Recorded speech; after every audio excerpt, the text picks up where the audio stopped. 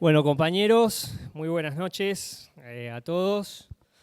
Damos hoy inicio al ciclo, a la Escuela de Dirigentes, esta edición 2024. Este seminario que, como bien saben, como lo pusimos en el programa, es sobre el justicialismo y pensamiento nacional. Van a ser 6 clases, 6 encuentros. El núcleo del seminario en realidad pasa por el pensamiento justicialista, la doctrina justicialista, que van a ser las primeras 4 clases, los primeros 4 encuentros. Estos primeros 4 encuentros guardan cierta cronología, ¿no? Hoy, en particular, vamos a tratar el periodo que comprende del 43 al 45, lo que sucede entre la Revolución de junio del 43 y el 17 de octubre, que consagra esa revolución, que como toda revolución obviamente tiene distintas tendencias, pero que finalmente se impone y triunfa la línea de Perón y la línea del pueblo, porque en realidad se consagra justamente ese 17 de octubre, cuando el pueblo y los trabajadores van a reclamar por la libertad de Perón, que se encontraba encarcelado. La segunda clase vamos a ver la producción de Perón, la producción intelectual de Perón, la comunidad organizada, conducción política y un texto que es Política y Estrategia, que él escribe para una revista o para un periódico, no recuerdo bien, creo que era para un periódico, con el seudónimo de Descartes, y que aclara también varios conceptos importantes, así que lo vamos a tratar con algunos textos más. En la tercera clase, todo lo que comprende el periodo del exilio y de lo que sucede a partir del año 1955, fundamentalmente con el texto América Latina ahora o nunca, y algunos textos más. Y finalmente, la quinta clase y la sexta clase van a estar abocadas a algunas cuestiones del pensamiento nacional. Obviamente no lo podemos abarcar en 2 clases, pero una cuestión introductoria sobre el pensamiento de Forja con Scalabrini Ortiz y Jaureche. Y finalmente vamos a trabajar sobre un filósofo poco explorado, que es Rodolfo Kusch, pero un hombre que dedicó su pensamiento a la cuestión de América, ¿sí? O sea, centralmente a la cuestión de América. Así que este es el programa. En el día de mañana seguramente, ya lo tengo armado, pero mañana lo voy a subir al grupo que armamos, que contiene la bibliografía, el material bibliográfico. La idea es tener finalmente, cuando finalice el curso, un certificado de asistencia y un certificado de aprobación con un pequeño trabajo práctico para quienes deseen realizarlo, con la consigna que obviamente va a estar vinculada a lo que se dicte en las distintas clases y al material bibliográfico. La idea obviamente era poner en eje el pensamiento de Perón, su doctrina. Primero por una cuestión obvia, digamos, este es el partido justicialista y si nosotros no difundimos la doctrina del peronismo, bueno, no lo va a realizar nadie más. Pero además, entendiendo que esa doctrina es de profunda actualidad, porque muchas veces a lo mejor se dice, bueno, es algo que sucedió hace mucho tiempo y que casi como que se dice que está anticuado, pero en realidad es un pensamiento profundamente contemporáneo, y creo que en el pensamiento de Perón se encuentran gran parte de las resoluciones a los problemas que enfrentamos en la actualidad. De manera que tiene una doble intención para quienes no se acercaron nunca a la doctrina del justicialismo. Bueno, conocerla, empezar a conocerla, y para los que ya tienen un ejercicio y un conocimiento en esa doctrina, hacer un repaso nunca viene mal. Siempre está bien realizar ese ejercicio de relectura de las obras del peronismo. Ese es el núcleo de este seminario. Nos enfocamos sobre el pensamiento de Juan Domingo Perón y pensamiento nacional también, obviamente, porque el pensamiento de Perón, mi opinión, me parece que es uno de los, por lo menos desde lo político, uno de los puntos más elevados del pensamiento nacional. Y porque, bueno, si nosotros pensamos que el siglo XIX, de alguna manera, la figura del movimiento nacional fue Rosas, con su defensa de la soberanía frente a las potencias, frente a Inglaterra y frente a Francia, y a todo intento de sometimiento, el siglo XX fue, de alguna manera, la figura central del movimiento nacional, Juan Domingo Perón. Ahora bien, hay un tema muy importante que es, Rosas obviamente tiene algunos escritos, alguna correspondencia, pero no fijó una doctrina tan acabada como la que sí formuló Perón. Entonces, ¿cuál es uno de los grandes legados de Perón? Bueno, precisamente su doctrina, que de esa doctrina hoy por hoy el movimiento nacional tiene mucho que nutrirse. Por eso es que vamos por ese camino, por eso es que tomamos ese camino. Así que bueno, hoy nos acompaña el profesor Cajal, es historiador. A él le va a tocar justamente hablar de este periodo que les comentaba, el peronismo o los orígenes del peronismo, cómo surge el peronismo entre el 43 y el año 45, qué sucede ahí, obviamente los antecedentes históricos y las corrientes de pensamiento que nutren a Juan Domingo Perón y su acción en ese entonces. Bien, bueno, ahora en un ratito les voy a pasar la planilla de asistencia para que vayan firmando y vayamos completando eso. Y bueno, quisiera también agradecer el trabajo de articulación política que tuvimos con algunos compañeros para llevarlo a cabo, como bueno, nuestra CAP, nuestra Comisión de Acción Política, con Nicolás Jatuchenko, que estaba por ahí lo veo, ahí atrás.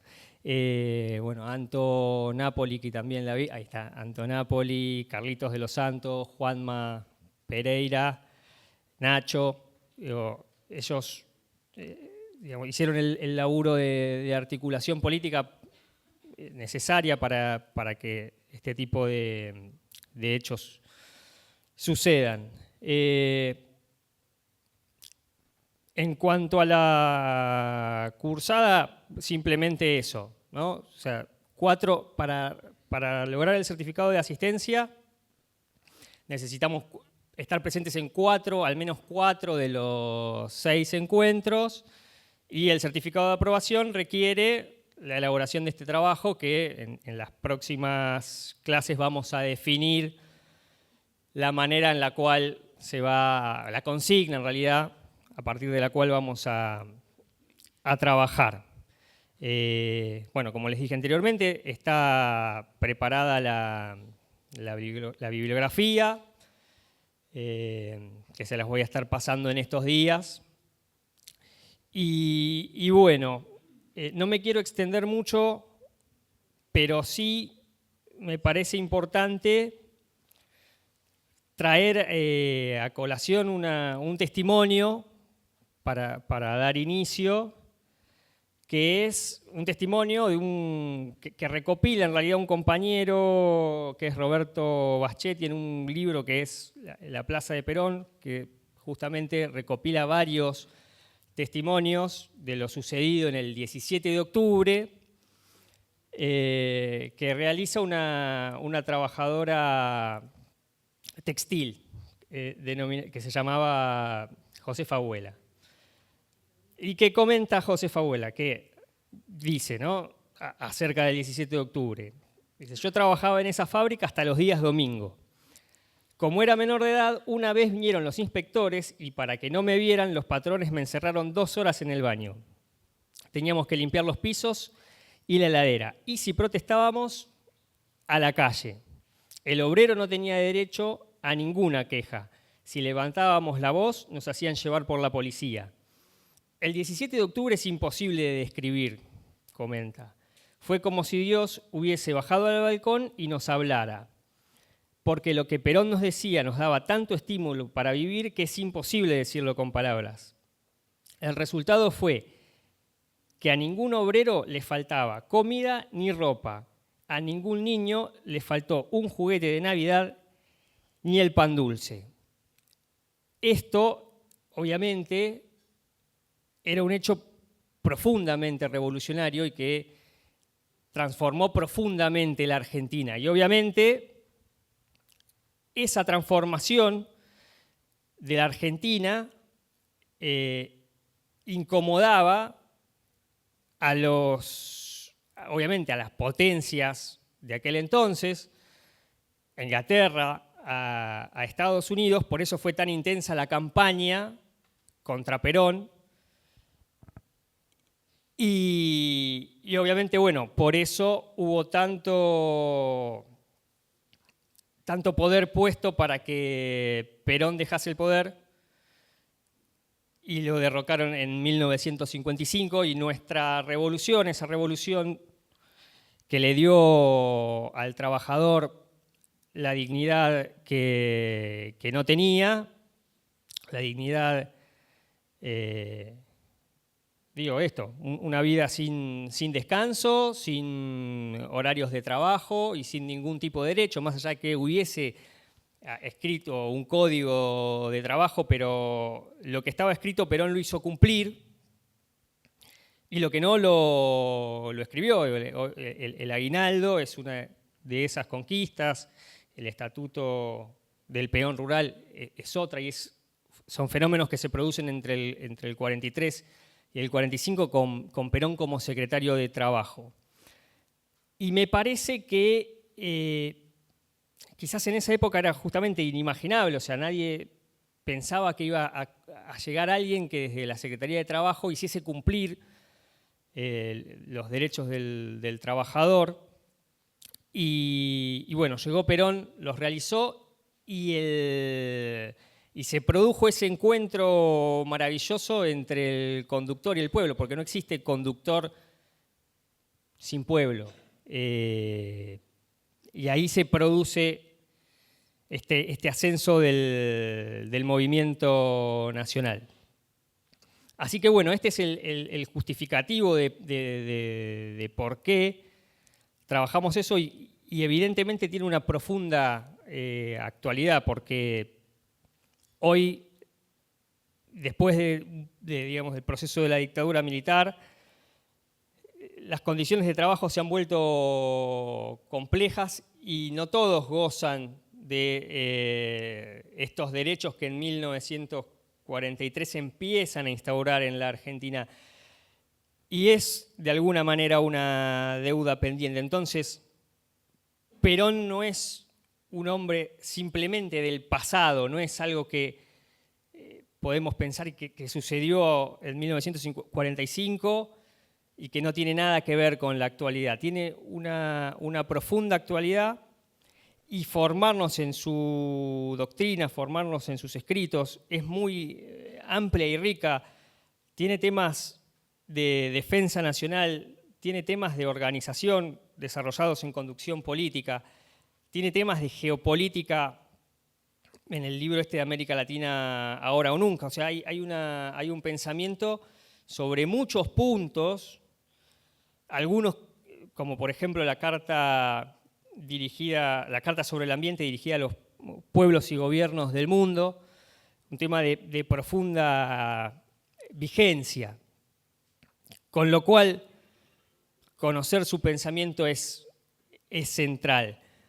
Y vamos a recorrer también algunos autores más que aparecen, por ejemplo, prologando algunos de los libros, como Alberto Buela, que además Alberto Buela desarrolla una teoría del peronismo, y lo importante también de esto es ir encontrando también otros autores que trabajan sobre el justicialismo, porque la doctrina es una síntesis,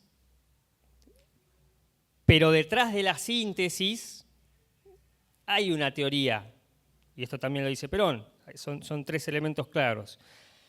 La doctrina como síntesis, la teoría, que es el pensamiento profundo de esa doctrina, y hay un elemento más que son los modos de ejecución o las formas de ejecución, que finalmente es lo más importante, ¿no? Porque si nos quedamos en la teoría, bueno, eso, nos dedicamos a escribir y a problematizar. Pero el peronismo plantea un desafío más, que es la realización, la acción misma. Entonces, todo este universo de pensamiento, de doctrina, de teoría y de modos de ejecución, de formas de ejecución, es lo que vamos a ir viendo a lo largo de las clases, del conjunto de clases que vamos a ir teniendo cada 15 días. Nos acompaña, como decía, el profesor Cajal, así que vamos a arrancar con el contenido de la primer clase, de lo que va del 43 al 45. Le agradecemos la presencia, que es una presencia obviamente militante, una acción también militante. Y bueno, sin más, muchas gracias, compañero, y todo tuyo.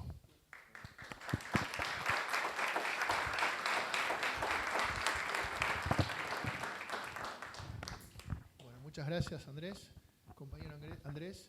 Me quería, en primer lugar, agradecer, ¿no?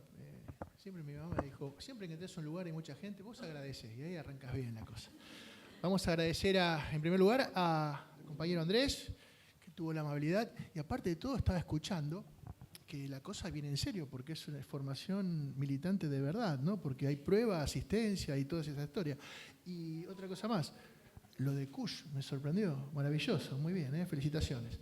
Así que le agradezco mucho que nos haya tenido en cuenta. Agradezco por sobre todo al compañero, amigo Aritz Recalde, que te sugirió.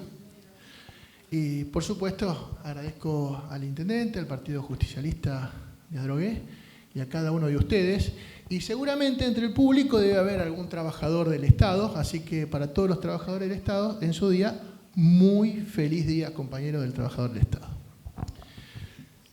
Veo también que hay muchos con cuadernitos y lapiceras para tomar nota. Así que si vamos a tomar nota, vamos a entrar ordenaditos. Yo les voy a dar más o menos el esquema, la estructura de lo que vamos a charlar el día de hoy. Así que les comento. En un primer momento, son 3 momentos de la charla. 3 momentos. El primer momento van a ser los antecedentes históricos del peronismo. ¿No? Antecedentes históricos del peronismo. Y vamos a ver un poquito, muy poco, muy breve, la niñez de Juan Domingo Perón, su ingreso al colegio militar y su egreso del colegio militar. Para que lo anoten ahí al costadito, el periodo es desde 1890 hasta 1920. El segundo momento va a ser la década infame. 1930 a 1943, y el tercer momento, último momento, que es el más extenso, el de la Revolución de Junio, partido del 4 de junio. Yo vengo de Lanús, en realidad ahora no vengo de Lanús, vengo de muy lejos, por eso tarde. Pero mi partido, donde yo vivo, soy de Lanús. El nombre del partido de Lanús, Partido del 4 de junio. ¿Usted alguna vez vio algún cartelito que diga bienvenido al partido del 4 de junio? No, yo tampoco. Yo tampoco. Insisto, hay compañeros que ocupan cargos, que tienen gestión. Le digo, che, ¿por qué no ponen por lo menos bienvenido ahí en Pompeya cuando cruzás de la República de Cava, cruzás para Lanús, un partido del 4 de junio, pero no, che, todavía eso no. Pero no hay que perder las esperanzas. Ahí vamos a ver la revolución, el inicio de la revolución, esos 2 años intensos que pasan un montón de cosas, no solamente pasan un montón de cosas acá en Argentina, sino que pasan un montón de cosas en el mundo. Y ahí nos vamos a sostener en 3 discursos, Así que esos son los 3 momentos. Vamos a comenzar. Antecedentes históricos. En primer lugar, para que se lo pongan grande, así grande, porque seguramente va a ser pregunta del examen. El peronismo, el justicialismo, lo vamos a trabajar no como una causa, es causa, ¿no? A ver, que no se confunda como la causa justicialista, es otra cosa. Como una causa, sino como una consecuencia. Una consecuencia. Eso lo explica muy bien Perón cuando hace el cierre en el Congreso de Filosofía de 1949 y presenta a la comunidad organizada frente a todos los filósofos del mundo, pero filósofos de primer nivel, del mundo. Ahí lo explica y comienza en el pasado, ya con los griegos, los romanos, la España y toda esa historia. Entonces el peronismo es eso, ¿no? Encarna ese proceso histórico que comienza mucho antes de que exista algo conocido como la Argentina. Por ejemplo, en el peronismo está presente el espíritu de Mayo, el espíritu de la emancipación de Mayo, ¿no? Y lo podemos poner nombre y apellido en la figura de Cornelio Saavedra, ¿no? El peronismo es eso. ¿Y qué tenemos ahí? Bueno, el espíritu emancipador, las ideas de desarrollo económico. El componente saavedrista es muy importante porque Saavedra, que fue el presidente de esa junta, fue jefe del regimiento de patricios. Pero fue jefe del regimiento de patricios no por voluntad de alguien, no porque se haya impuesto, sino que fue elegido por sus pares. Ese espíritu democrático de la semilla de nuestro Ejército Nacional, que es sumamente importante. Y también en el componente de Mayo vamos a encontrar la hispanidad, ¿no? Negros, indios, españoles con voluntad de emancipación americana y criollos. Bueno, en el peronismo convive todo eso. Después acá el compañero Andrés había hablado sobre Rosas, y bueno, Rosas tiene muchísimo tiene Rosas. La defensa de la soberanía nacional, las políticas de desarrollo económico y la ley de aduanas. La ley de aduanas es muy importante, porque esa ley de aduanas, ¿qué permitía? El desarrollo de las economías regionales, del interior, o del mal llamado interior del país. La protección del mercado a través de la ley de aduanas. la proyección de una Argentina grande. Ahora que estamos en la víspera de julio, claro, cuando uno piensa en la independencia, el 9 de julio, es mucho más extenso que los límites de nuestra patria. En Tucumán había parte de Chile, el sur de Chile, el sur de Brasil, banda oriental. El norte de la Argentina, el sur del Alto Perú, actual Bolivia, casi hasta los límites del Perú, el Paraguay entero. Bueno, todo eso es lo que Manuel Ugarte alguna vez llamó esa patria grande, ¿no? Y ese espíritu americanista está presente.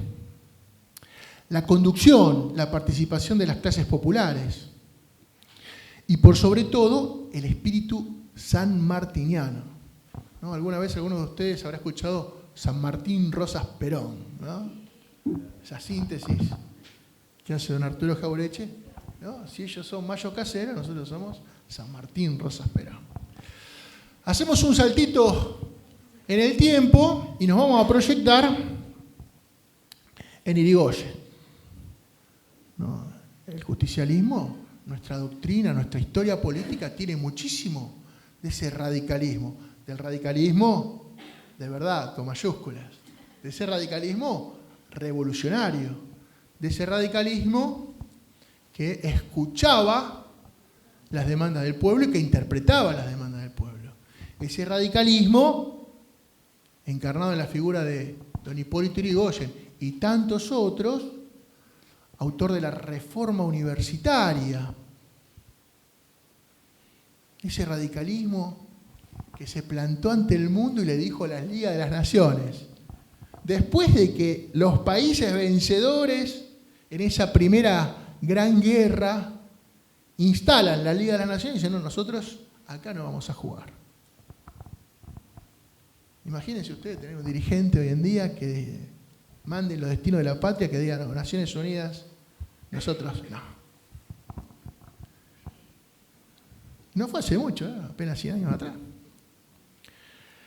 Hablamos de la reforma universitaria, un primer paso, ¿no?, que después iba a dar conclusión en la gratuidad y en la quita de arancelamientos y durante el primer peronismo, ya en el año 1949. La mirada latinoamericana, la relación con los obreros, ¿no?, porque uno que trabaja en educación y tiene la bendición de estar trabajando en lo que le gusta, uno ve los libros de texto, ¿no?, y dice, no, las manchas de Irigoyen sobre los asesinatos de los obreros ahí en Bacena. Y siempre me generó intrigas, ¿no? Digo, ¿pero qué? ¿Los obreros son tontos entonces? Si este hombre se ha dedicado a matar tanto obrero, gana por el 61% de los votos y las políticas obreristas de Irigoyen fueron enormes, gigantescas. Así que tiene una política obrerista muy buena. La respuesta la tiene en el 28, ¿no?, cuando gana por el 61% de los votos. Es interesante porque en este proceso del irigoyenismo comienza a madurarse o a tomar forma la nacionalización de la clase trabajadora, ¿no? Por primera vez, saben que durante el gobierno de Irigoyen se marcha un 1 de mayo las fosforeras de Avellaneda, ahí Barracas al Sur, con la bandera argentina y entonando el himno nacional argentino y saludando a Irigoyen. Eso es muy importante, porque comienza ese proceso de nacionalización de la conciencia de la clase argentina. Hago un paréntesis. El 1 de mayo es un día en el que se conmemora una lucha en el mundo, ¿no?, en el mundo. Acá se celebró.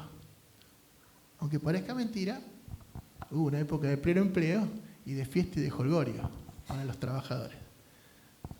Anda un poco descuidado Dios en estos tiempos. Pero como dijo acá el compañero,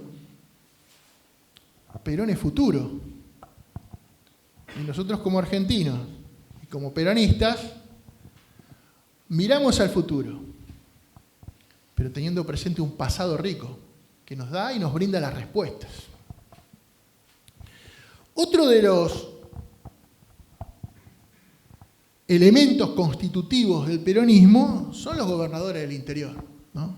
Y nos vamos a encontrar en Mendoza, ahí a los Lencina, Carlos Washington Lencina. Y ahí vamos a tener un discurso antioligárquico, la reivindicación de los sectores populares, la creación de la Secretaría de Trabajo y la participación de los trabajadores. Allá en los años 20 estamos hablando, ¿eh?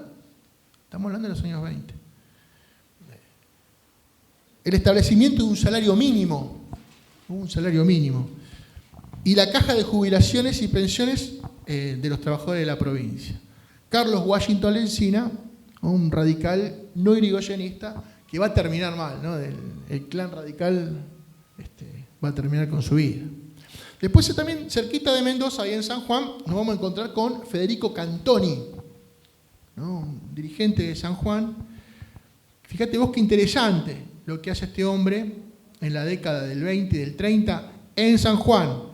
Reforma de la Constitución Provincial con un contenido social similar a la Constitución del 49. Implementación del sufragio femenino, ¿no? La mujer ya en la década del 20 en San Juan con los Cantoni votaba. Derecho del trabajador, la niñez y la ancianidad. ¿A qué te suena eso, che? Leyes de trabajo. Sistemas de impuestos progresivos. ¿Qué quiere decir? Bueno, los que más tienen más pagan. Ahora la cosa es al revés, ¿viste? Ahora, los que menos tenemos más pagamos.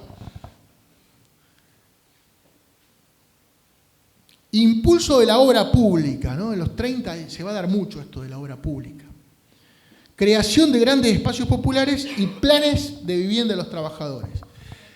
Estos mismos puntos que acabamos de nombrar en San Juan, la gobernación de los Cantoni, que los Cantoni, para tranquilidad de todas ustedes, van a formar parte del gobierno peronista, ¿no? Van a ser embajadores durante el primer peronismo en la Unión Soviética, ¿no? Así que se incorporan al peronismo. Pero estas mismas cosas, estas mismas leyes, esta misma impronta, ¿no? social del gobierno de Cantoni, la vamos a tener en un olvidado de la provincia de Buenos Aires, que hay que rescatarlo,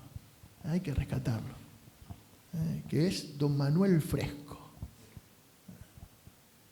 Eso porque viste que la década infame, el hombre gobernó la década infame en el 36 al 40, che. Y la década infame con el título se lleva todo puesto, es todo infame. Entonces uno ve el título así grandote en el manual, década infame, corrupción y bueno, la de siempre. Y se lleva todo puesto, pero ahí hay cosas, hay salvedades, grandes salvedades, entre ellas la de Manuel Fresco. Un médico que inicia su carrera política en Avellaneda, pasa a Edo, en el Morón, y que el gobierno de Fresco, esos 4 años de Fresco, en plena década infame, es una especie de preperonismo. Y se debe estar preguntando, ¿pero por qué dice eso? Si yo te dije que Fresco era un conservador. Modernización del Estado.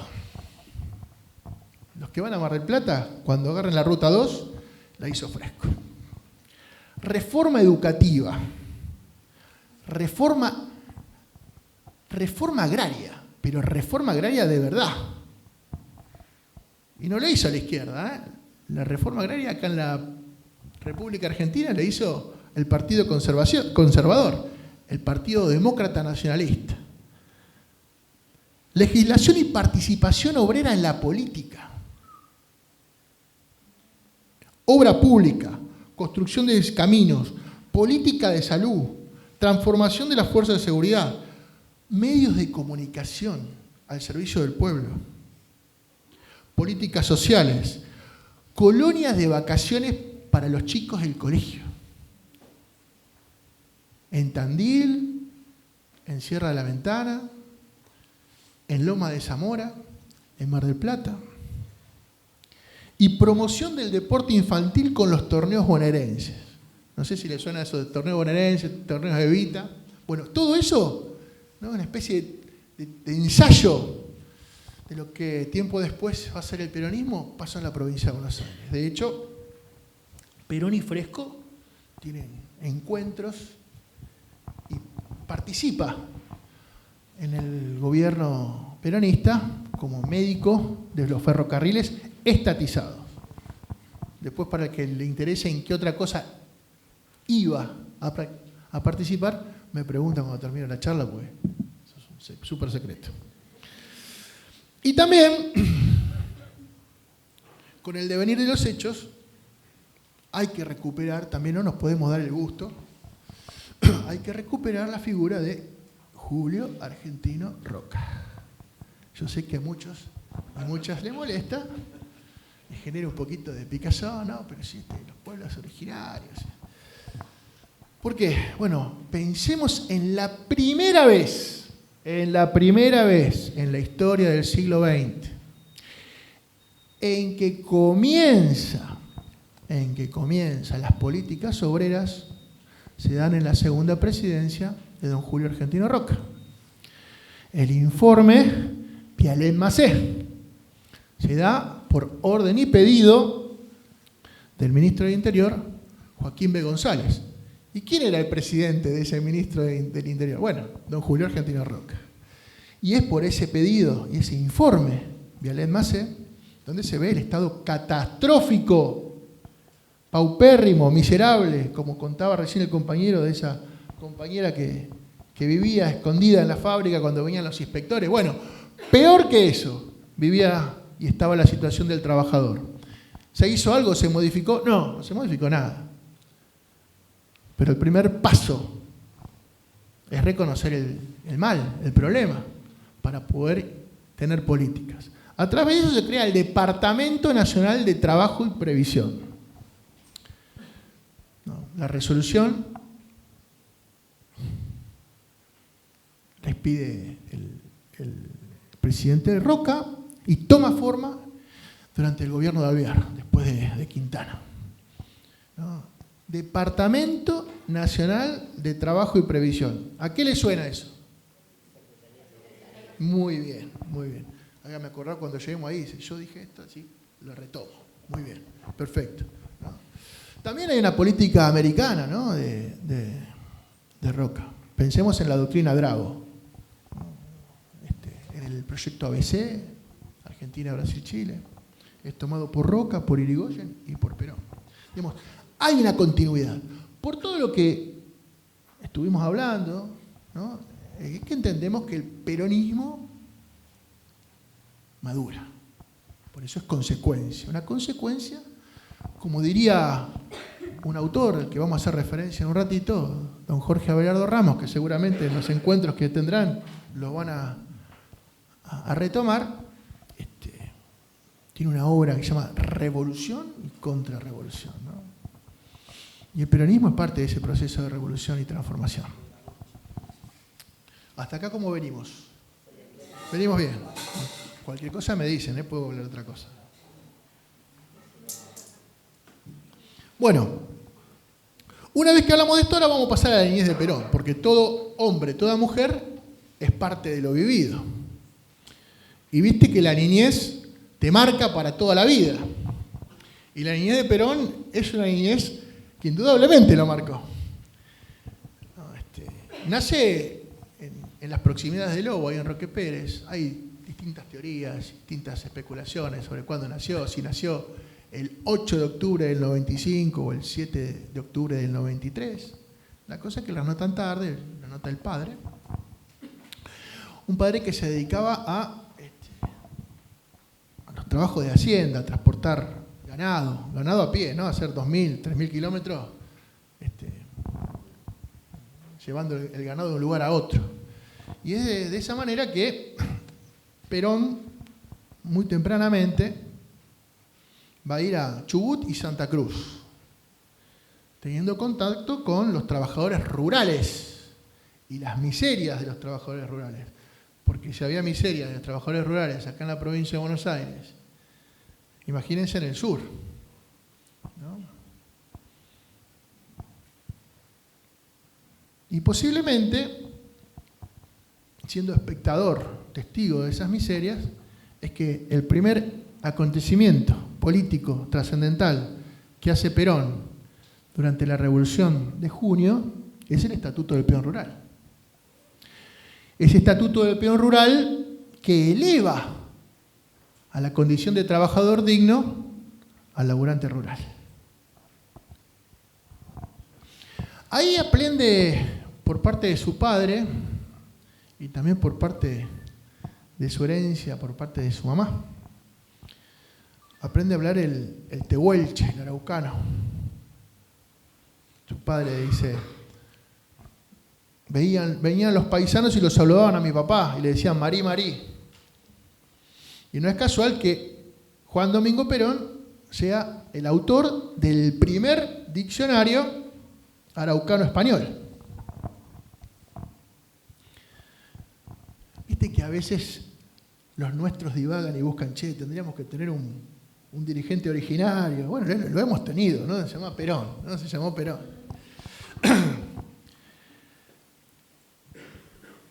Regresa a Buenos Aires, estudia en Olivos, y su abuela Dominga, por eso lleva su nombre, Juan Domingo, en honor a su abuela paterna, es quien hace todo para que ingrese al colegio militar. En 1910 hace el examen, en 1911 ingresa al colegio militar y egresa en el 15-16. ¿Qué está pasando en ese periodo? Bueno, se cumple el centenario de la patria, 1910. Y en el centenario de la patria va a venir un hombre, un militar, como agregado cultural del Imperio Austrohúngaro, que es Colmar van der Goltz, autor de La Nación en Armas. Y esto lo tenemos que tener también para subrayarlo en el apunte. Autor de La Nación en Armas. Colmar von der Goltz, G-O-L-T-Z. Perdón mi alemán, pero es muy precario.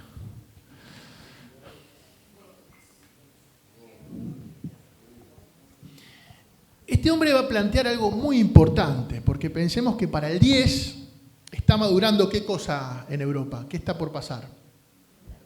La Primera Guerra Mundial. Y La Nación en Armas, que lo escribe en la década del 80, del siglo XIX, después de la victoria aplastante que tuvo el Imperio Alemán sobre Francia en la guerra franco-prusiana, plantea un nuevo escenario de guerra. Esa guerra como nosotros la vemos en las películas del siglo XVIII o en las guerras napoleónicas, por ejemplo, donde hay un campo de batalla y van los señores de la guerra y pactan en qué lugar va a ser, eso se termina. Y en pocas palabras, lo que dice van der Goltz en las charlas que va a dar en la Escuela Superior de Guerra en 1910, va a decir que va a ser tan importante las Fuerzas Armadas en la guerra como también va a ser tan importante el trabajador en su trinchera de guerra, que es la fábrica, el lugar de trabajo. Por lo tanto, las nuevas guerras van a estar garantizadas por el desarrollo industrial. En síntesis, si no desarrollas industria, vas a ser un país dependiente. Yo que vengo de Lanús, la zona de Valentina Alsina, la zona de Piñeiro, ahí en Avellaneda, Pompeya, es un cementerio de fábricas. Literalmente.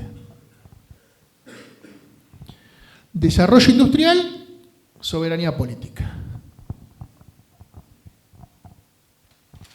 Y si ustedes se fijan, la Primera Guerra Mundial es un enfrentamiento entre países imperialistas, pero también es un enfrentamiento entre los dos grandes países que intentan ser el taller del mundo. Inglaterra y, por otro lado, Alemania. Y no es casualidad que después de la Primera Guerra Mundial, Alemania sea diezmada. Esto va a marcar mucho a Perón y va a marcar mucho también una serie de militares que Perón va a recuperar. Entre ellos, Enrique Mosconi, ingeniero, ¿Y por qué es importante Mosconi? Bueno, porque Mosconi interpreta esto y trata de llevarlo a la práctica durante el gobierno de Irigoyen.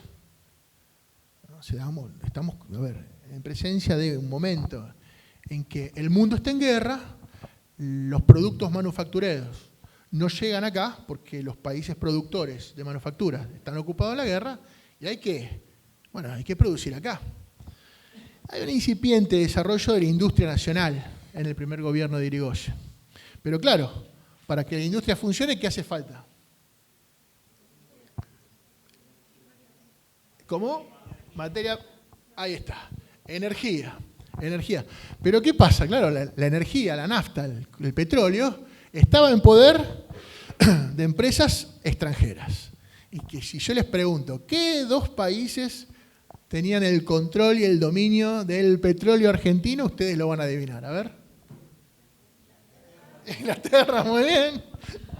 Y Estados Unidos, ¿no?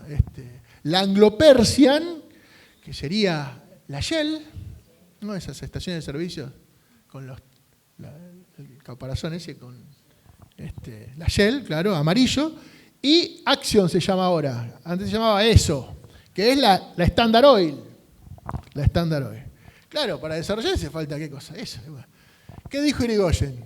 Bueno, hay que hacer una empresa nacional. Hay que hacer una empresa nacional. ¿Y de dónde vamos a sacar el petróleo? Comodoro Rivadavia. Tiempo atrás, durante el gobierno de Alcorta, por eso también tenemos que amigarnos con la historia y con ciertos procesos que durante los últimos años han sido mal rotulados como parte de la consolidación de la oligarquía. Hay que amigarse con eso, hacer una lectura y rescatar lo que nos sirve. ¿Por qué? Porque durante el gobierno de Alcorta, buscando agua para Comodoro Rivadavia, se descubre petróleo. Y como es un territorio nacional, está fuera del Código de Minería. Y ese territorio nacional depende del Poder Ejecutivo. En ese entonces había un Código de Minería donde decía algo parecido a lo que dice ahora, que cada provincia hace lo que quiere con sus recursos naturales. ¿No? Hoy el presidente de la Nación, como antes, durante todo a partir de la reforma del 94, son las provincias, ¿no?, las que disponen de los recursos naturales. Como era un territorio nacional, ¿no?, ahí disponía el presidente y quedó ahí. Y Irigoyen, ¿qué dice? Hay que desarrollar esto. Y se desarrolla. ¿Quién es el que le encabeza ese desarrollo?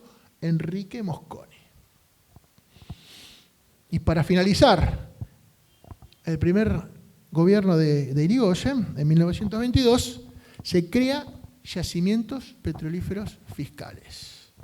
Mosconi era un gaucho ladino, ¿viste? Porque aparte de todo, no solamente se contentó con la energía nacional.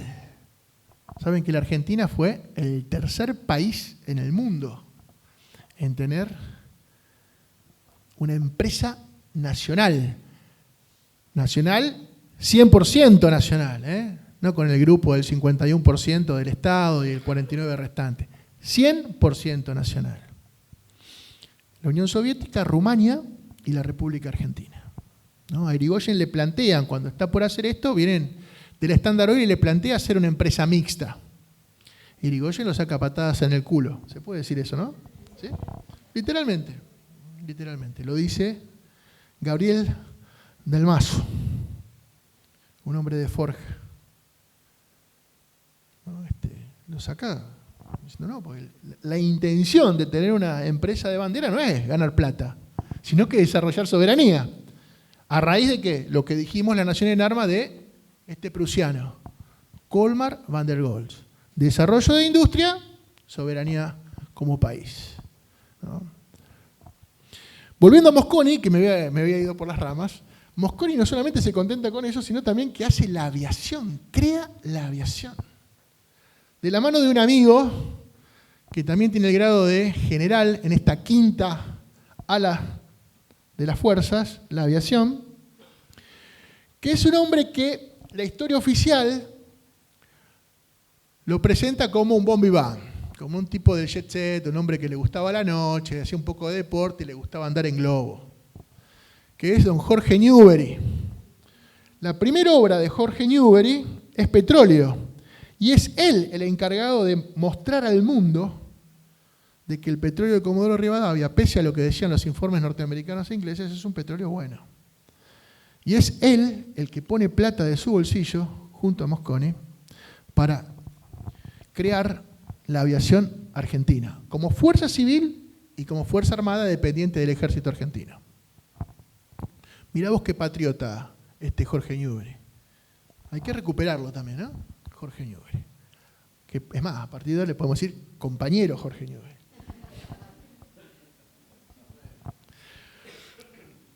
Bueno, ahí llegamos al 2022, ¿no? Momento complicado para la Argentina porque termina la Primera Guerra Mundial y, claro, no hay una política para poder cuidar el desarrollo económico, ¿no? En ese periodo de entreguerras, los países vencedores nuevamente se imponen y destruyen en poco tiempo esa industria nacional incipiente que se pudo desarrollar en esos 4 años de guerra. Acá terminaríamos con esta primera etapa y pasaríamos a la década infame. ¿Hasta acá alguna pregunta? ¿No? ¿Venimos bien? ¿Seguimos? Igual hasta ahora no vi a nadie cabecear, pero yo igual hago la lectura.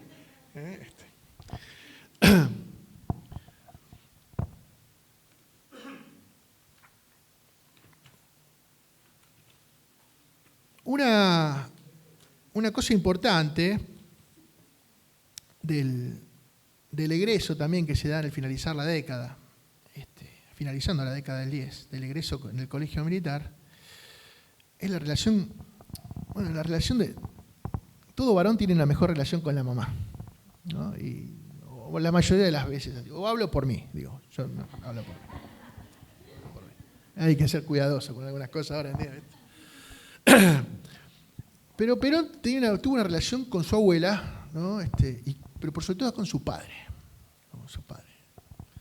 Cuando egresa del colegio militar, cuando se recibe de subteniente, dice, si me permiten leer, dice, cuando me recibí de subteniente el 13 de diciembre del 13, mi padre me regaló 3 libros.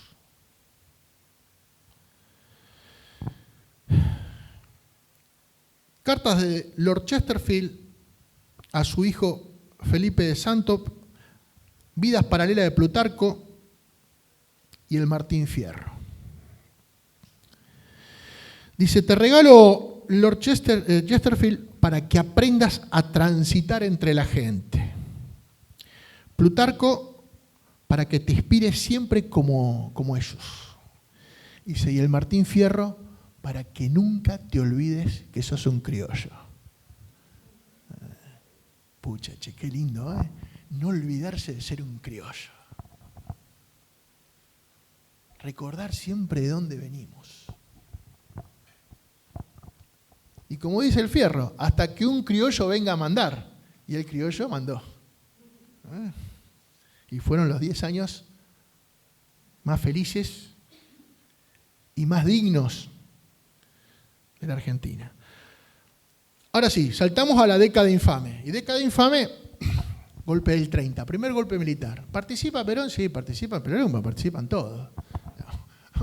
Esto es una cosa que los radicales se sacan culpa. Entonces participan todos. Pero realmente el golpe del 30 es un golpe radical, ¿no? Esto los radicales han hecho cosas interesantes. Siempre hacer buenos golpes, ¿no? Y entre ellos traicionar a Irigoyen. Más allá de que los 2 años de gobierno de Irigoyen fueron muy malos, ¿no?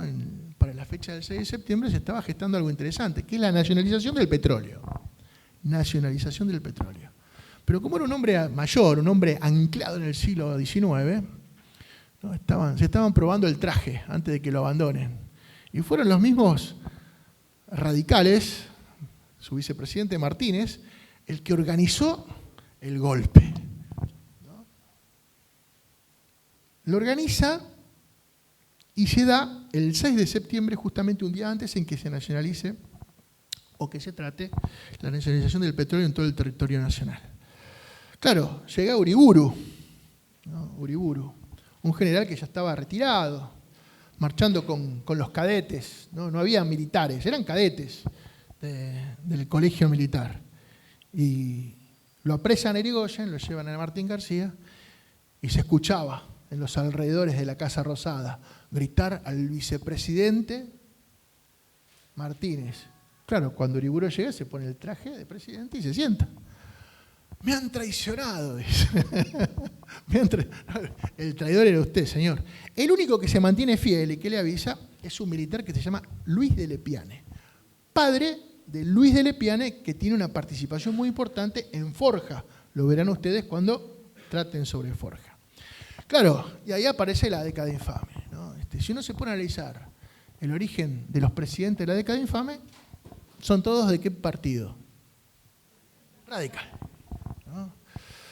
Uriburu había sido número puesto para ser ministro de guerra en el gobierno de Alvear, por intermedio de la embajada británica. Como tenía afinidad y tenía vocación de ser el Mussolini del Río de la Plata, y tenía un sentimiento filonazi, estamos hablando antes de que la Segunda Guerra Mundial, ¿no? Lo descarta. Este muchacho no. Ese es el primero. Participó de la Revolución del 90, así que era un radical de origen. El segundo, Justo, ministro de Guerra en el gobierno radical de Alvear. El tercero, Ortiz, radical también, ¿no? En esta década infame, que va del 1930 a 1943, bueno, van a surgir los aportes culturales al peronismo, ¿no? ¿Y de la mano de quién? Bueno, de Forja. De Forja y de la Alianza Libertadora Nacionalista. Esos son los dos grupos que se plantan frente a la ignominia de la década infame, ¿no? Y van a pedir y gritar por una Argentina libre, para dejar de ser colonia, ¿no? Forja, para que anoten, quizás seguramente muchos lo saben, es Fuerza de Orientación Radical de la Joven Argentina. Creada pasado mañana se va a cumplir el aniversario, el 29 de junio de 1935. Y ahí vamos a tener muchos de los autores que leemos seguramente o que se discuten y que tienen una vigencia enorme, ¿no? Don Arturo Jaureche, la participación hasta el ingreso, ya finalizada la década del 30, de don Raúl Scalabrini Ortiz, Homero Mansi, Fleitas,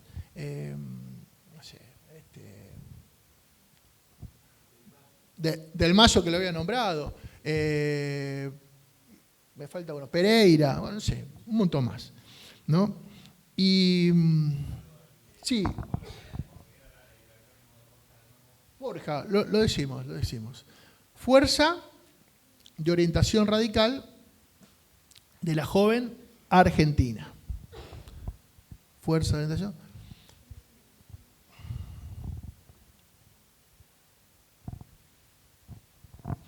Viene de una frase de Irigoyen.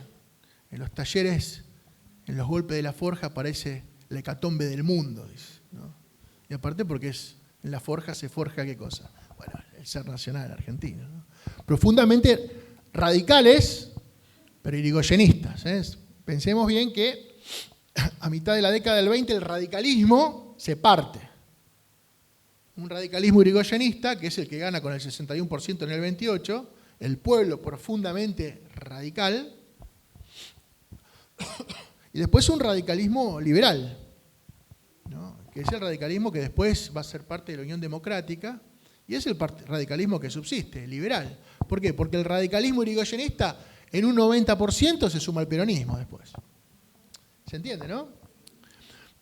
Insisto, y no por una cuestión de soberbia lo estamos diciendo, sino que es parte de ese proceso que yo les vengo diciendo, que nosotros le dimos fecha de nacimiento en 1810 con la Revolución, y pasamos por Rosas y por un montón de cosas. En estos antecedentes, el antecedente directo del peronismo es el radicalismo irigoyenista, ¿no?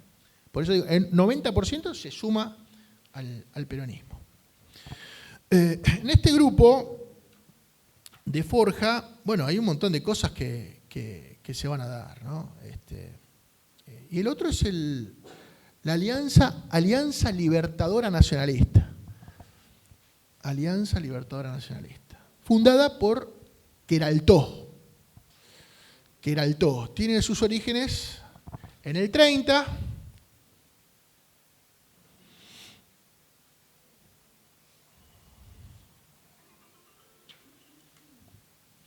Tiene sus orígenes en el 30 y va a ser, vos permíteme por favor, va a ser la Alianza Libertadora Nacionalista el 17 de octubre de 1945 el que aporte el primer mártir, que es Darwin Passaponte. ¿No? Esta figura de acá, esta imagen que se ve acá. Darwin Passaponte es el primer mártir del justicialismo que se da el 17 de octubre de 1945, cuando las terrazas del diario de la Prensa, ¿no? Disparan ahí en Avenida de Mayo y matan a este joven obrero metalúrgico. Obrero metalúrgico. El término descamisados, el término de ser Perón el primer trabajador, son aportes. Alpargatas sí, libros no. ¿No? Qué interesante eso, ¿no? Y tan de moda. Este último tiempo hubo una marcha importante de la universidad llevando libros. Pero el peronismo, antes del 17 de octubre, planteaba alpargatas sí, libros no. Y claro, ¿cómo va a tener libros si estás en patas? Primero la panza llena. Primero el plato de comida en la mesa. ¿No? Si no, parece una entelequia, ¿no? Decir libros. Estaba leyendo, hay una discusión ahora en la educación tremenda con el tema del año pasado, el año próximo van a sacar las repitencias, no se repite más, ¿no? Entonces argumentaban, un país sin educación es un país de pobres. Bueno, empecemos primero garantizando el trabajo y el plato de comida. Después vamos a la educación, ¿no? Porque con la panza vacía no se puede educar. Por eso, alpargatas sí, libros no. Primero nos vestimos, después vamos a la escuela, ¿no? Estos dos movimientos importantísimos van a dar su aporte cultural al peronismo. Se van a sumar al peronismo. Pero en esta década del 30 pasaron un montón de cosas, ¿no? Perón ya es un oficial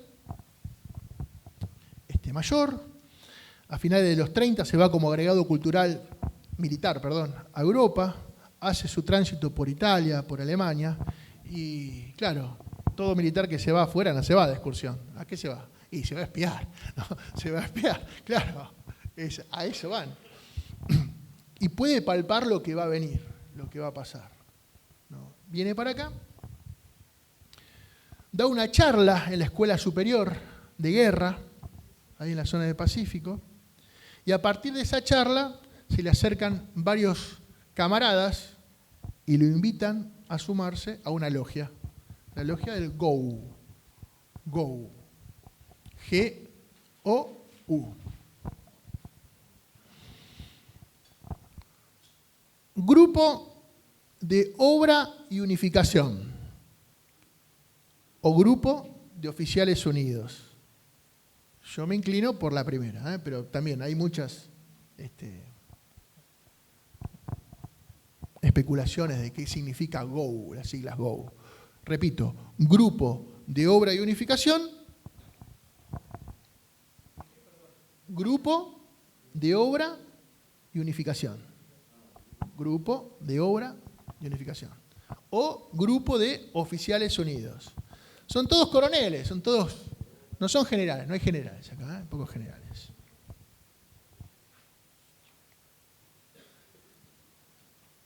Y acá sí nos vamos a encontrar con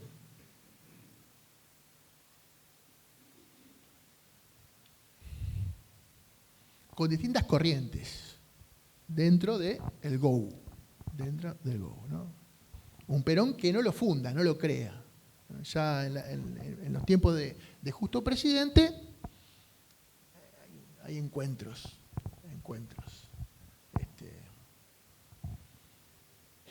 Perón se suma, claro, cuando se suma Perón, obviamente cobra un papel protagónico, ¿no? Y comienza él a escribir y planificar el accionar político. ¿Por qué? Porque se preparaban ¿para qué? Para tomar el poder. ¿No? Para tomar el poder. Y ya estamos en momentos en que la Segunda Guerra Mundial ya está definida. Porque bien, la Segunda Guerra Mundial termina en agosto del 45. Tiempo antes, en abril, en mayo se rinde el eje a los Estados Unidos, pero la guerra ya está terminada mucho tiempo antes. ¿Y en qué momento termina la guerra? Bueno, termina cuando se rompe el pacto o el tratado Ribbentrop-Molotov, un tratado entre la Unión Soviética estalinista y la Alemania nazi. Cuando se rompe ese tratado, bueno, la historia de la guerra y del desarrollo bélico, la historia de los orígenes de la guerra, nos dice una sola cosa. ¿Qué nos dice? Y bueno, que ninguna guerra se puede ganar con dos frentes abiertos. Cuando vos tenés el frente occidental, te vienen por África, y aparte de todo, te vienen por el este, se terminó la guerra. Eso es en el año 1941. Y esto es importante también, porque viste que a los peronistas muchas veces nos corren de filonazi, de facho, que Perón era facho. Bueno. Tiremos el freno de mano, muchachos. ¿Por qué? Porque el peronismo no fue aliado del eje, ¿eh? La Unión Soviética de Stalin sí fue aliada del eje. ¿Cuánto tiempo? Desde 1939 al 41. De hecho, se reparte en Polonia como un queso. Para un lado Alemania, para el otro lado la Unión Soviética. ¿No? La verdad es la verdad. ¿No? Como diría el general, la única verdad es la realidad. ¿Viste cómo nos enseña? Es el Cid campeador, Perón. ¿Viste? Sigue ganando batallas. Bueno, se plantea esto, ¿no? La guerra está terminada ya en el año 39-40, y acá tenemos un gobierno, la última etapa de la década infame, que es el gobierno de Marcelo Ortiz y Castillo. Un radical, Ortiz, un conservador, Castillo. Conservador, nacionalista, con contactos con las Fuerzas Armadas, ¿no? Con el ejército argentino. Interesante la gobernación de Castillo. Pero ¿qué pasa? Claro, en la década infame se arreglaban las elecciones, ¿no? Pero no es que le arreglaban las elecciones entre los caudillos de la parroquia, no. Eso puede ser para un cargo de intendente o concejales o algún diputado. El Poder Ejecutivo, quien ponía el Poder Ejecutivo, se dirimía en la Cámara de Comercio argentino-británico. ¿Qué quiere decir? Que los ingleses ponían a los presidentes que ellos querían. Y como el heredero, una vez que se muere el presidente Ortiz, queda Castillo, y como se preparan las elecciones para el año 44, quien iba a ser el presidente era Patrón Costas. Y Patrón Costas había dicho de que la Argentina se iba a meter en la guerra del lado de los aliados. Porque había presión de la embajada norteamericana para que Argentina ingresase en la guerra. ¿Para qué? Para que todos los países que seguían, que tenían como guía la política exterior de la República Argentina, se sumasen también. Al enterarse de eso, el GO, ¿qué hace? Plantea hacer un golpe. Y es así que el 4 de junio de 1943 se produce un golpe de Estado. El único golpe de Estado en el que no participa civiles. No hay civiles. Después, en todos los golpes de Estado vamos a encontrar civiles, profesionales, políticos. No. En el único en que participa el ejército argentino es en el golpe del 4 de junio de 1943. ¿No? Y una vez que se consolida el golpe, Rawson por equivocación llega primero y le dice, no, a usted no le corresponde. Asume Ramírez, miembro del GO, no, se sientan en una mesa y se reparten los ministerios. ¿No? Como en toda revolución, ¿usted qué quiere? Bueno, yo quiero esto. ¿No? ¿Y usted, Perón, qué quiere? Porque Perón era el que había maquinado, el que había ideado este golpe. Departamento Nacional de Trabajo y Previsión. Se le mataron de risa cuando dijo eso. Porque no era ni siquiera una secretaría ni una subsecretaría. Era un departamento. Una oficinita escondida ya. Pero ¿qué veía Perón? El desarrollo industrial y el contacto con la fuerza motriz, con los trabajadores, ¿no? La polea de empuje de la revolución justicialista le iban a dar los laburantes. ¿Y qué mejor lugar que un departamento, una oficina, que me permita el contacto directo con la clase trabajadora? Brillante. Ese departamento de Trabajo y Previsión pasa a ser Subsecretaría de Trabajo y Previsión. Y esa Subsecretaría de Trabajo y Previsión después va a pasar a ser Secretaría de Trabajo y Previsión. En 1944 hay una vuelta de rosca. En esa revolución del 4 de junio, ya para la guerra faltaban minutos para que termine, ¿no? Imagínense que para el 44 Estados Unidos ya desembarca en Normandía, la guerra en el este ya está perdidísima y Alemania lo único que hace es replegarse, ¿no? Y es cuestión de meses para que marchen sobre Berlín los soviéticos y los norteamericanos, ¿no? En 1944 asume Farrell, un hombre de acá de zona sur, a la presidencia, y con Farrell a la presidencia, este joven coronel, secretario de Trabajo y Previsión, asume como vicepresidente de la Nación y ministro de Guerra. Conservaba los tres cargos, repito, vicepresidente de la Nación, ministro de Guerra y secretario de Trabajo y Previsión. Y acá en el 43 pasaríamos a la última etapa de este encuentro, que sería del 43 al 45. ¿Hasta acá alguna pregunta?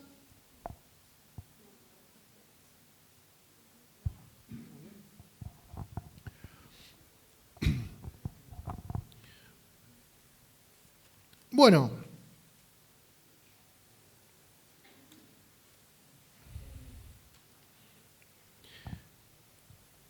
en estos tres cargos que mantiene Perón, los mantiene por una cuestión estratégica.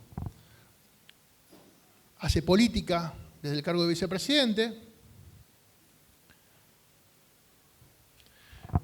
lleva adelante y conduce desde el Ministerio de Guerra al Ejército, y el Ejército, acá vamos a hacer un paréntesis, el Ejército es importantísimo en la primera mitad del siglo XX. ¿Por qué? Esto lo explica muy bien este autor que yo les nombré hace un ratito, Jorge Abelardo Ramos. Jorge Abelardo Ramos, en Historia del Ejército Nacional, va a buscar el origen del ejército en el ejército sanmartiniano. El ejército sanmartiniano es un ejército industrialista, ¿no? Usted dice, ¿pero cómo un ejército industrialista? Yo nunca lo vi en el colegio. ¿Cómo no? Es industrialista, ¿por qué? Porque lo pone a Fray Luis Beltrán a hacer pólvoras, a hacer cañones, en Cuyo. Y ahí está la forja para poder hacer aparejos, para transportar cañones, armas. Todo eso lo hace y lo encara un ejército. Y es tan importante ese origen industrial que otro militar al que tenemos que recuperar, y lo veo la imagen de Néstor, y me acuerdo que Néstor recuperó los nombres de Mosconi y del general Savio, ¿no? Es el general Savio. Savio, que fue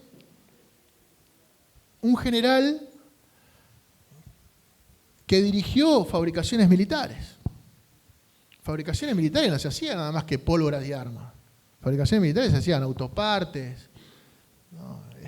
Envainados de cables, bobinas, ¿no? Elementos para la mediana industria. Centro Forestal Pirané, establecimientos Alto Horno Zapla, establecimientos Azufre de Salta, fábrica militar Fray Luis Beltrán, fábrica militar de acero, fábrica militar de ácido sulfúrico, fábrica militar de armas portátiles Domingos Mateu, fábrica militar de cartuchos de San Francisco, fábrica de material de comunicación y de equipos. Es el que estaba ahí en la Ribera, en la calle Pellegrini y Osorio, en Lanús, donde está el Puente Olímpico. Hoy hay un centro educativo y no sé qué cosa, pintada de colores. ¿Dónde vivís? Le digo a un alumno mío. En la Torre FM, me dice. ¿Qué es la Torre FM? No, sí, la Torre FM. Claro, la Torre FM es fabricaciones militares. Ahora, ese pibe, esa gente del barrio, esos hijos de trabajadores, esos trabajadores, ¿cómo van a querer la historia nuestra si la desconocen? ¿No? Porque uno no puede querer lo que no conoce. Entonces, uno de las misiones y los objetivos militantes que tenemos nosotros, que estamos un día jueves a las 8 y pico ya, ¿no? Acá, hablando de peronismo, de ese pasado que es tan presente y que aspira a ser un futuro, y esperemos que sea nuestro futuro, ¿no? Ir y decir, che, mirá, acá se hacía la patria, viejo, ¿no? No porque se hacían armas, sino porque laburaban 5.000 personas trabajaban en fabricaciones militares. Imagínate una fuente de trabajo de 5.000 personas. Y eso era conducido por el ejército. Por eso, volviendo a Jorge Abelardo Ramos, dice, la ausencia de una burguesía industrial en la Argentina la ocupa el ejército argentino. Ante la falta de una burguesía nacional, tenemos al ejército. Un sector importante del ejército. Nombres, ¿no? Baldrich, por ejemplo. El propio Perón. No, el propio Perón. Bueno, y acá estamos ya en la última etapa ya, porque estamos en el año 44, falta un año para ese glorioso día, el 17 de octubre, y lo que son las cosas, cómo estábamos conectados, hablábamos, creo que ayer o anteayer, dice, no, me dice, ¿y cómo es la historia? Yo la verdad que no me imaginaba tanta gente así, ¿no? Yo pensaba que era algo más íntimo, me pone muy contento, y obviamente lo tengo que felicitar a él y a todos el equipo y los compañeros que están en el partido, porque para que convoque tanta gente quiere decir que hay calor de casa acá, ¿viste? Digo, che, ¿cómo va a ser esto, Andrés? Y me dice, mirá, yo tenía pensado, y nombró un discurso.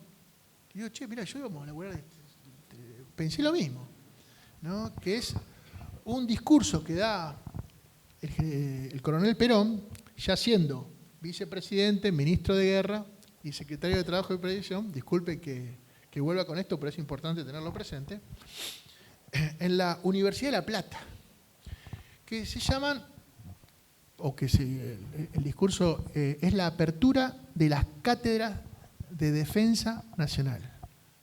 Cátedra de defensa nacional. Imagínate vos, hoy en día, una universidad, no sé, sacando la UNLA, quizá la Jaureche no conozco, pero la UNLA puede ser, que hace esas charlas, pero una universidad que tenga como carrera la defensa nacional. ¿Y quién participaba de esas cátedras de defensa nacional que se inaugura un 10 de junio de 1944? Mirá vos qué fecha emblemática, un 10 de junio de 1944. Bueno, se plantea llevar a la práctica lo que Perón había leído, se había nutrido y que también había enseñado, porque recordemos que Perón, entre otras tantas cosas, fue profesor de historia en la Escuela Superior de Guerra, ¿no? ¿Y daba qué cosa? Bueno, daba la nación en armas. En esas cátedras de defensa nacional se plantea la defensa nacional a través del desarrollo de la industria, pero por sobre todo de manera mancomunada entre Ejército Argentino, Movimiento Obrero y Universidad. El Ejército Argentino iba a tener el rol de burguesía nacional, ¿no? Poner las fábricas, YPF, yacimientos gasíferos argentinos, con Conesa, por ejemplo, los altos hornos, fabricaciones militares y demás. El movimiento obrero, la conciencia de clase, la columna vertebral y la fuerza de trabajo. Y la universidad, la materia gris, al servicio de la nación. Que hoy parece una utopía esto, ¿no? ¿Por qué? Y porque hoy los egresados universitarios, crítica y palito para los muchachos de la universidad, salen con patente de corso. Y eso de ser criollo, como le decía el papá, no te olvides nunca de ser criollo, parece que te dan un papel que dice título de grado y ya te olvidaste que viniste de Villa Jardín, por ejemplo. No. Eso es importante. Hay que nacionalizar a las universidades. No porque sean una universidad nacional, son nacionales. Voy a parafrasear a mi amigo y maestro, Aritz Recalde, que él seguramente lo escuchó de alguien y espero que ustedes lo tomen y lo repliquen, ¿no? El peronismo, por sobre todas las cosas, es un movimiento nacional de liberación. Hay que recuperar la palabra liberación. Nuestro objetivo es la liberación. ¿De quién? Bueno, no hace falta preguntar. Sí, y la respuesta está clara. ¿Qué país nos ocupa parte de nuestra casa? ¿Estados Unidos nos ocupa algo? Bueno, tendría que ser una voz, a ver, una sola respuesta y una sola única voz. Inglaterra, muchachos, Inglaterra nos ocupa. Entonces, nosotros tenemos que pensar todo y absolutamente todo para liberarnos. Sí. Tiene una base, pero tiene el permiso de la política. Si tiene una base en Tierra del Fuego es porque la política lo permitió. También permitió la política que haya una base china en Neuquén. Pero ahí levantaron la mano los diputados. Sin embargo, los ingleses no solamente no pidieron permiso, porque ellos ocupan sin pedir permiso, ¿no? Sino también que son los responsables de 629 muertos, que son nuestros hermanos y muchos de nuestros hijos, ¿no? Que estuvieron ahí en Malvinas. Y que, como decía el campeador, también siguen librando, aún después de muertos, la batalla por la soberanía. Bueno, hay que pensar en eso, ¿no? Hay que pensar en la liberación. Y el movimiento peronista es un movimiento de liberación. Entonces, volviendo al tema Inglaterra y el imperialismo, que no es una palabra que pasó de moda, aunque los medios de comunicación nos digan que es una palabra que pasa de moda, el primer territorio que colonizan y que conquistan es nuestra cabeza. El primer territorio que conquista el imperio es nuestra cabeza. Por eso es necesario, ¿qué cosa? Liberarnos, descolonizarnos mentalmente, pensar como criollos,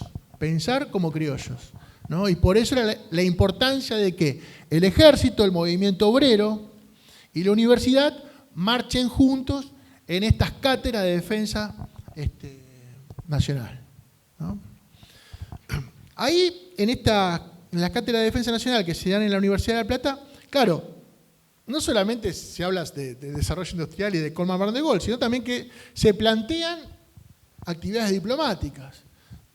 Se plantean la acción de la diplomacia. Dirá Perón, la diplomacia debe actuar en forma similar a la conducción de una guerra, como ella posee sus fuerzas, sus armas, y debe librar las batallas que sean necesarias para conquistar las finalidades que la política le ha fijado, ¿no? Diplomáticos que piensen en el bien de la nación, no en los cócteles, no en las playas, no en las fotos.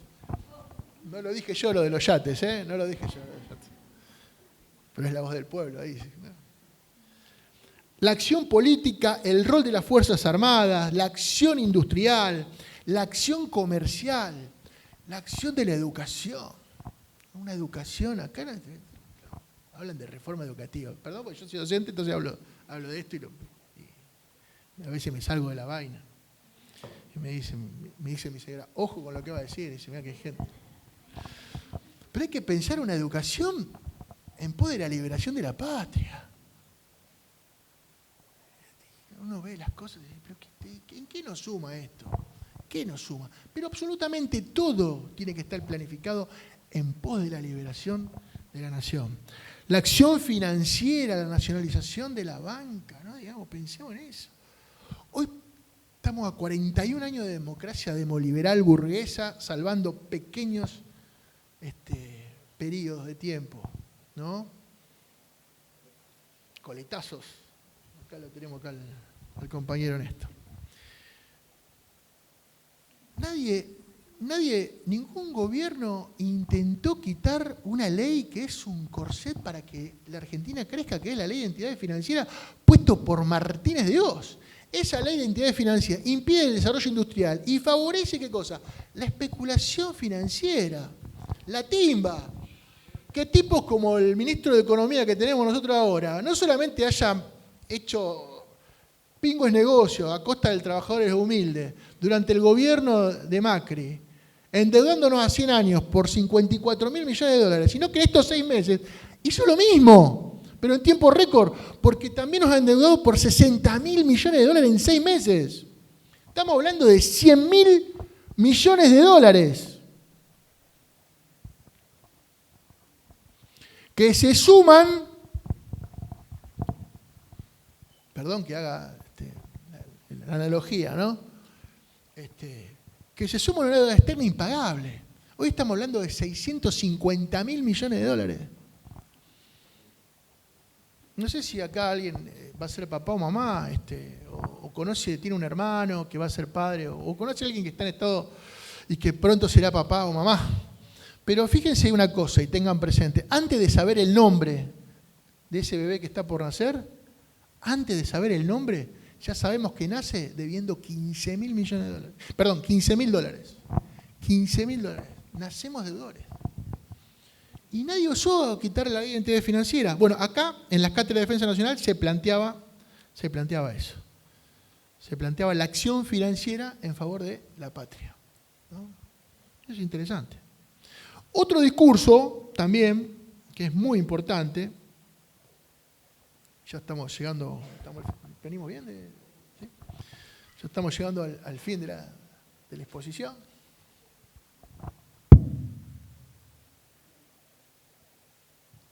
Es el discurso que se da en agosto del 44 en la Bolsa de Comercio. Perón cita a todos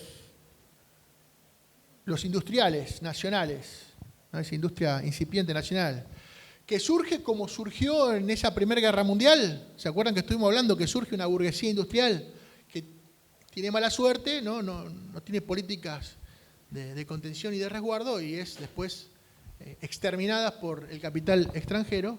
Bueno, antes de que ocurra esto, Perón lo cita en la Bolsa de Comercio y le da una linda charla y plantea la ideología del peronismo, del justicialismo. Claro que acá nosotros de lucha de clases, acá no se habla de lucha de clases, ¿no?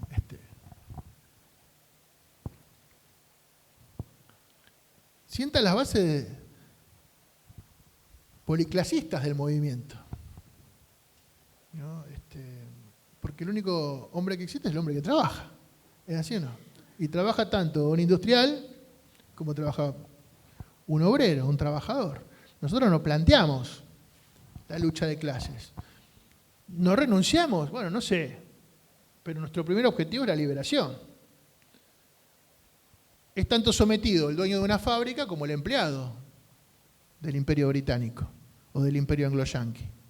Entonces nuestro primer objetivo es la liberación. Y para que exista la liberación necesitamos ¿qué cosa? De todos. Del industrial y del trabajador. ¿No? Y dice Perón, esas masas inorgánicas,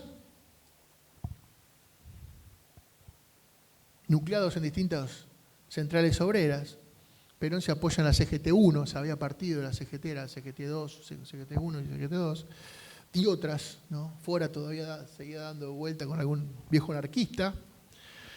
Dice, esas masas inorgánicas, abandonadas, sin una cultura general, sin una cultura política, eran un medio de cultivo para esos agitadores profesionales extranjeros. Para hacer desaparecer de la masa ese grave peligro, no existen más que 3 caminos y 3 soluciones. Primero, engañar a las masas con promesas que nunca van a llegar. Segundo, someterlas por la fuerza. Pero estas 2 soluciones, señores, llevan a posponer el problema, jamás a resolverlo. Hay una sola forma de resolver el problema de la agitación de las masas y ella es la verdadera justicia social en la medida de todo aquello que sea posible a la riqueza del país y a su propia economía, ya que el bienestar de las clases dirigentes y de las clases obreras está siempre en razón directa a la economía nacional. Los dos tirando del mismo carro.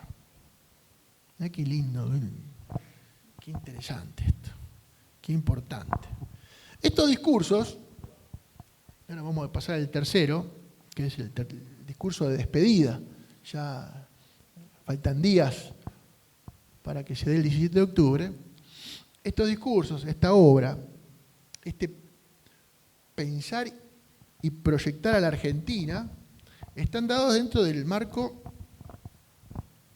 del Consejo de Posguerra, Consejo Nacional de Posguerra. ¿Y qué es este Consejo de Posguerra? Bueno, en el año 44, Perón crea este consejo para pensar a la Argentina después de la guerra y no cometer los mismos errores que cometió Irigoyen. En tiempos en los que se vive la inmediatez, el ya, el ahora, el gastá, y si no gastá, usar la tarjeta, y si no usar la aplicación, pero gastá, consumí, hacé, y es el ya, ¿no? Fíjate vos que no hace mucho tiempo tuvimos un conductor que nos invitó a pensar para adelante, en el mediano tiempo y en el largo plazo. En ese consejo de posguerra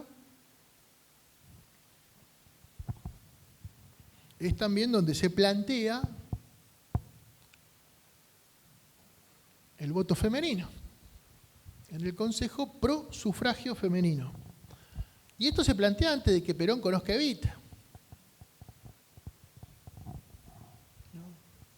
Por eso también, estimados compañeros, estimadas compañeras, voy a retomar una frase que no es mía, sino que es de Galasso, de Norberto Galasso, un gran historiador que tenemos la suerte de todavía tenerlo con vida, ¿no? Es muy mayor, pero es testigo y en algunos casos ha mantenido relación con muchos de los grandes autores que ustedes van a ver en los próximos encuentros.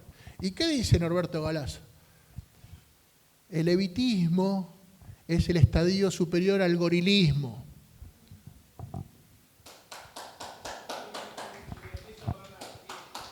Bueno. Entonces,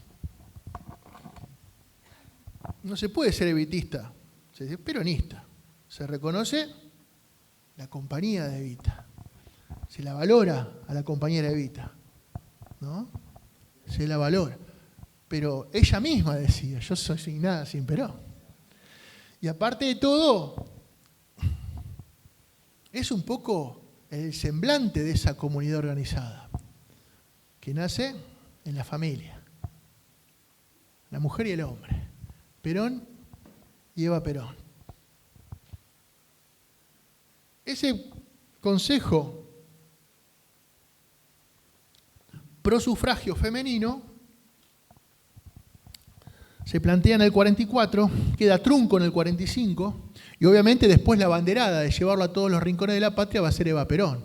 Una mujer que no solamente era una actriz, sino que tenía una trayectoria militante gremial en actores. Una laburante, la banderada de los humildes, la que eligió por sobre todas las cosas, siempre, sin dudarlo, a los laburantes, a los grasitas. Fíjate vos cómo se resignifican los agravios.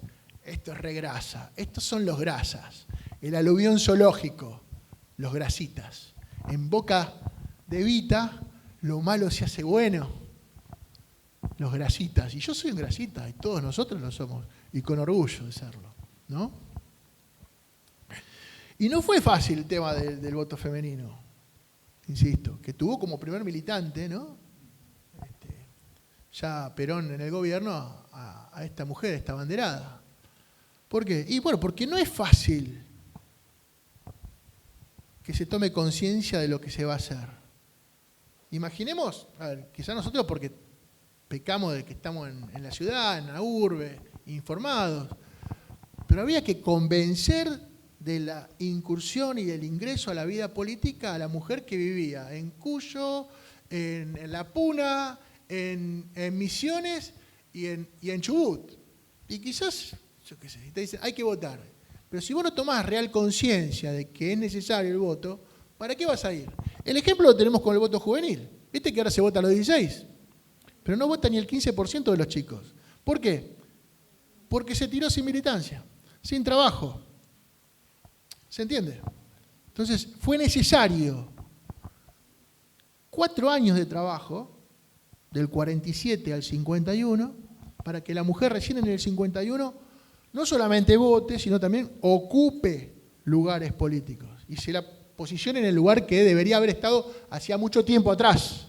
¿Se entiende, no? Por eso cuando nos corren a nosotros por izquierda, digamos, ¿no?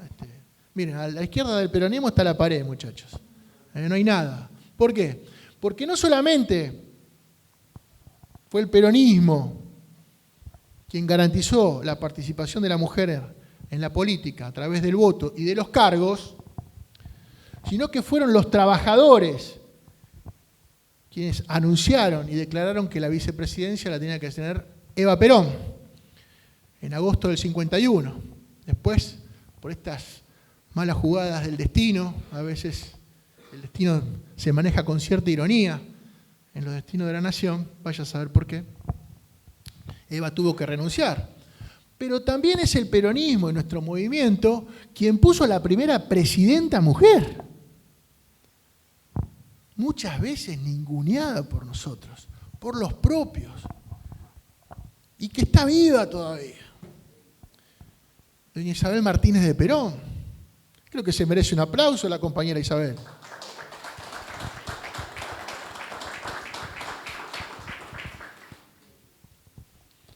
Bueno, y ahora sí, para finalizar, el último discurso de Perón, que es el discurso de despedida. Hablaba el compañero cuando estaba haciendo el prólogo del introito del encuentro, hablaba de todas las fuerzas que actuaron para la caída de Perón. Y esas fuerzas, obviamente, se ven favorecidas por las potencias vencedoras de esta Segunda Guerra Mundial. Hay 2 reuniones claves para entender la situación y el contexto de ese momento, que se dan en los minutos finales de la Segunda Guerra Mundial. El encuentro de Yalta, donde lo vamos a tener a Roosevelt, Churchill y Stalin. Y después de finalizada la guerra, eso que se acordó en Yalta, que es el reparto del mundo, bueno, la letra, las normativas, las leyes, ¿no?, para repartir. En Potsdam, en Alemania. Ahí ya sin la presencia de Roosevelt, sino que iba a estar Truman. Truman es el responsable de tirar las 2 bombas atómicas en Hiroshima y Nagasaki, ¿no? Innecesarias. Ese es el mundo en el que surge el peronismo. Más viento en la cara imposible, ¿no? Digamos, tenés un torbellino, porque frente a eso te surge alguien que te dice que es ni marxista ni peronista. No. Y es Stalin el que dice, che, hay que hacer algo con Franco en España. Ahí salta Churchill y dice, no, ese es nuestro protegido. Y es el mismo Stalin el que dice, hay que hacer algo con Perón. Hay que terminar con Perón. Y ahí saltan los Estados Unidos. Ahí nos vamos a encargar nosotros. Hacen un cambio de embajador y el Partido Demócrata, gobernante en aquel entonces, porque uno piensa que eran los conservadores, ¿viste? Todo lo malo parece que lo hacen los republicanos, porque es la derecha y un montón de cosas. No. Ahí gobernaba los demócratas y mandan a un demócrata acá que se llama Sproul Braden, embajador. Cuando sale de Washington dice, voy a terminar con el nazi fascista de Perón. Pero Perón es un nazi fascista. Sí, así, literalmente. Y la presión de todos los grupos que habían sido desplazados de los destinos políticos, las izquierdas y payas, el Partido Socialista y el Partido Comunista. El Partido Socialista que responde a la Embajada Británica y el Partido Comunista que responde a Moscú. La derecha liberal, los conservadores liberales, parece una contradicción ser conservador y liberal, ¿no? El radicalismo no irigoyenista, todos se juntan en algo que se llamó la Unión Democrática. ¿no? Pero previo a eso, es Braden quien los organiza y que a través de también sectores del ejército liberales generan presión suficiente en el gobierno de Farrell para que Perón renuncie y sea encarcelado. El 9 de octubre renuncia a sus cargos, ya no es más ni secretario de Trabajo y Previsión, ni ministro de Guerra, ni vicepresidente. Se reúne con Mercante, Eva Perón, algunos sindicalistas, algunos gremios, y Mercante dice, no, tenés que despedirte. Y los trabajadores que se encontraban en el departamento de la calle Posadas, ¿no? Luis Gay, Cipriano Reyes, Alcides Montiel, Ramón Tejada, ¿no? Gente que estaba apoyando en ese momento triste y decisivo para la historia argentina a su líder, le dice, usted ya ha cumplido con el ejército, le dicen los laburantes, usted ya cumplió con los milicos, ahora es nuestro, dice, ahora es nuestro. Y ese mismo 9 de octubre se hace la despedida en los balcones de Trabajo y Previsión, ahí en la calle Perú.